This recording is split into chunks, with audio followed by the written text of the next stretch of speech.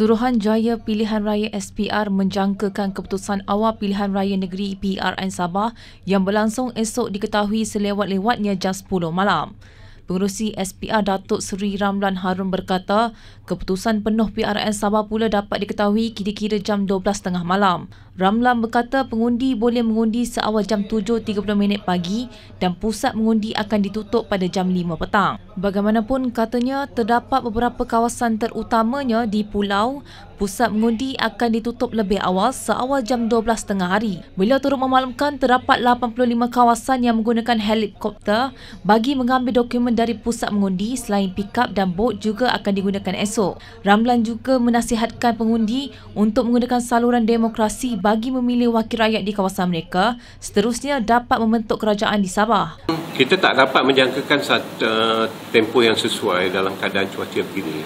Tapi kita cuba boleh selesaikan pada tengah malam.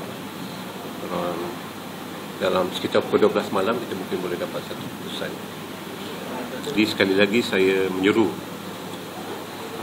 kepada semua lebih daripada 1.7 juta pengundi berdaftar di negeri Sabah ini untuk keluar mengundi, melaksanakan tanggungjawabnya dan seterusnya memilih wakil-wakil masing-masing di dun masing-masing. Beliau berkata demikian ketika melawat semakan peti undi di Dewan Seri Sulaman Tuaran pada 28 November.